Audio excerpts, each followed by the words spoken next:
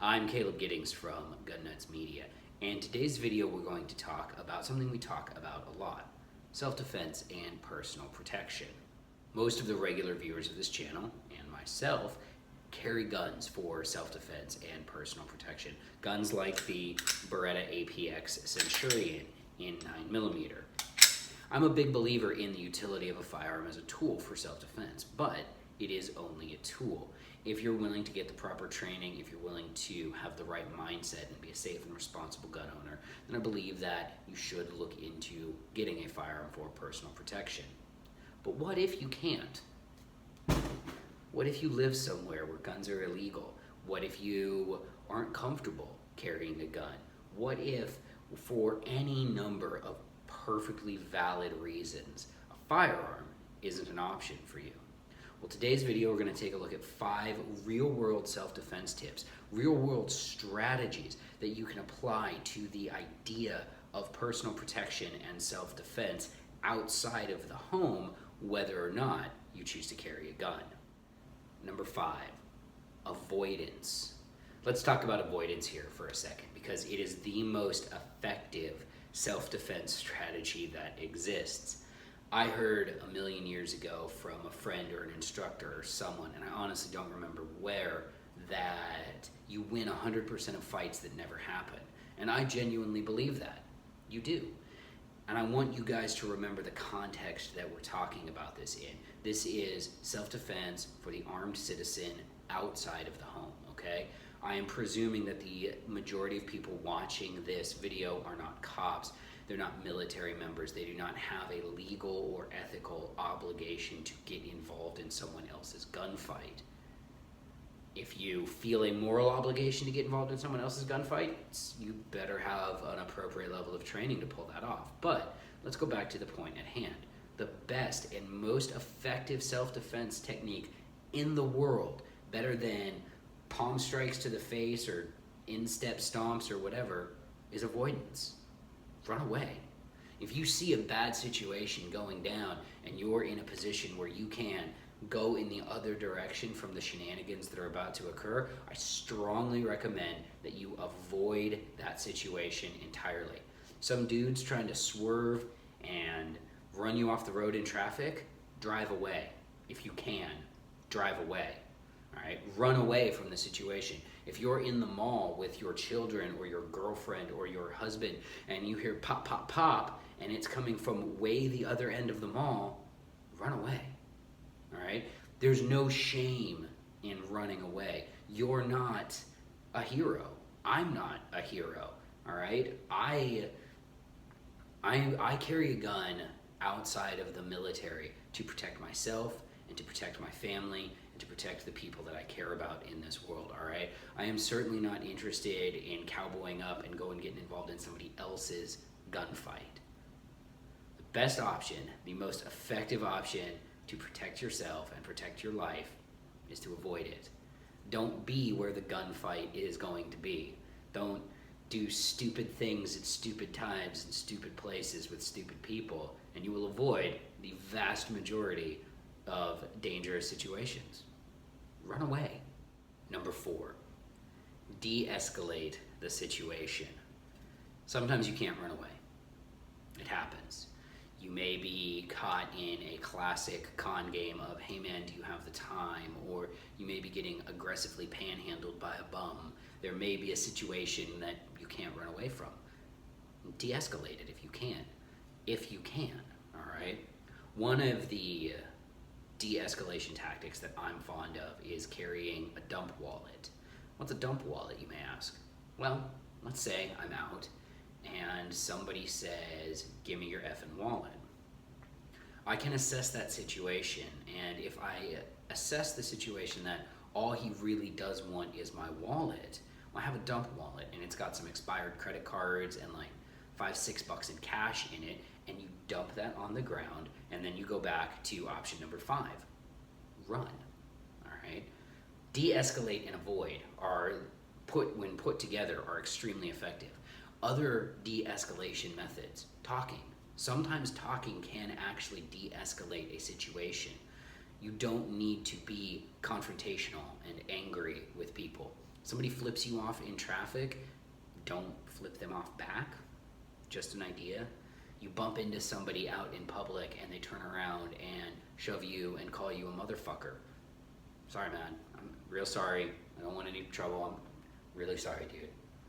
De-escalate and avoid the situation. That is a way, way better choice than getting into a fight, especially if you're carrying a gun.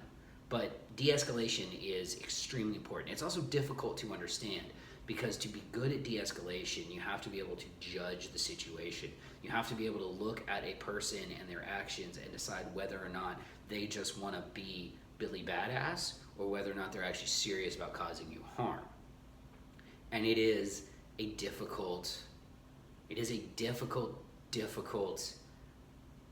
line to walk if you're trying to make those sorts of judgments. But number four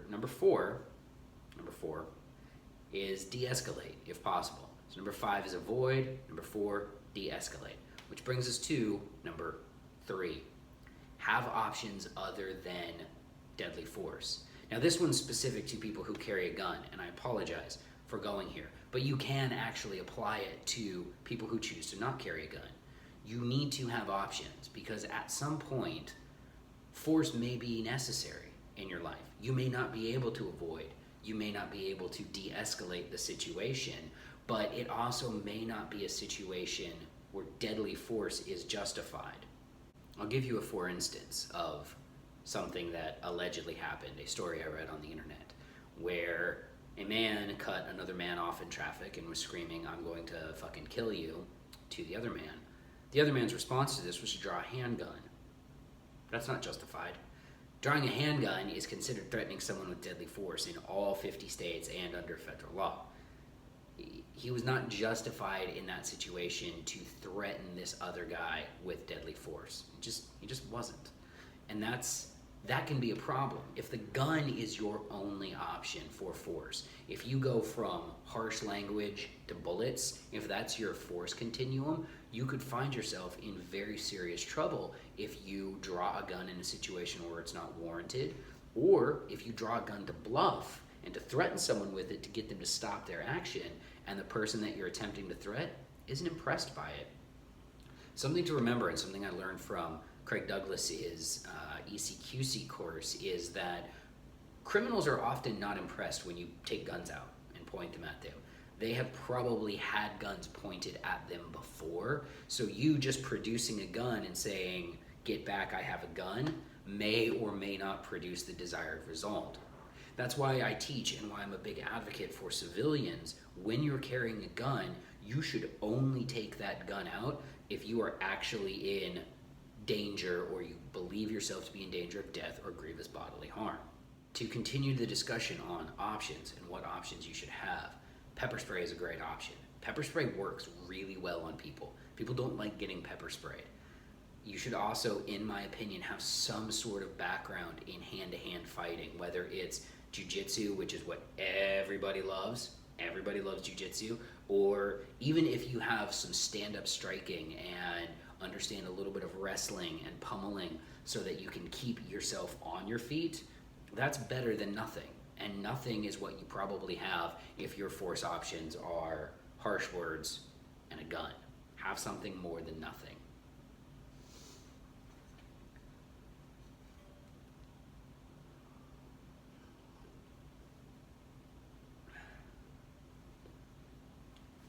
Three, 2, 1. Number 2, trust your gut. What am I talking about here when I say trust your gut? People, us animals, have some very good instincts to tell when a predatory being is in our presence. If you're walking down the street, minding my own business, and you see a dude who's standing next to an alley and he detaches from that alley wall and starts walking towards you, and your gut is like, "This is a bad situation," get the fuck out of there. Listen to your gut. There's so much in our current culture that forces people to be polite when it's not appropriate or could be even dangerous to be polite. Sure, sometimes the guy only wants a cigarette, and and you could probably give him a cigarette if you still smoke. Or sometimes he's trying to distract you so his buddy can come up behind you and smoke you over the back of the head and take your shit. Trust your gut. If you get a bad feeling about a situation, don't be there. Go back to option number 5 and unask the area most immediately, all right? There's no reason for you to stick around in a situation that could be potentially dangerous because it would be impolite to tell somebody to fuck off. It's totally okay to do that. A word of caution on using profanity when you're dealing with people. Saying stop right the fuck there as a verbal barrier to get someone to stop tends to work. Saying stop motherfucker can be perceived as a challenge to someone's authority, to someone's street cred. Generally don't insult the person that you're trying to get to stop, but telling them to fucking stop, that works. That can be very effective. So remember, trust your gut. Your gut's probably right. If somebody gives you a skeevy vibe, they probably give you a skeevy vibe. Man, I can't say skeevy vibe. If someone gives you a skeevy vibe, they probably give you that vibe for a reason. Number 1, the last self-defense tip is know when to fight. You have to go through all of this other stuff, right? You should try to avoid, you should try to de-escalate, you should trust your gut, you should have options other than force, other than deadly force especially. But you should also be able to understand when it's appropriate to use deadly force. And a lot of people get caught up, especially people who have never been involved in the use of force. They get caught up in the use of force as like a ladder that you have to climb, right? I have to try to escape every situation. I have to try to avoid every situation. I have to try to de-escalate every situation. I should try to pepper spray people before I shoot them. And that's not how force works. That's not how force works for the military. That's not how force works for law enforcement. And it's not how force works for a civilian. As a for instance, which I love for instances today. If a dude is walking down the street and is 10 meters away and says, I'm gonna fuck you up, man, you can't shoot that guy. I'm gonna rephrase that. You can, but you'll go to prison for the rest of your life if you do shoot that guy. So don't shoot that guy. Could that guy be a threat? Yeah, he could be a threat. He's threatening you. He's verbally yelling profanities at you, saying that he wants to harm you. So he definitely has the intent. But he, again, in our for instance, lacks the opportunity and the ability. He's 10 meters away and doesn't have any sort of weapons. You're not going to shoot that guy. You can run away from that guy. Now we're going to change that script a little bit. Same for instance kind of situation.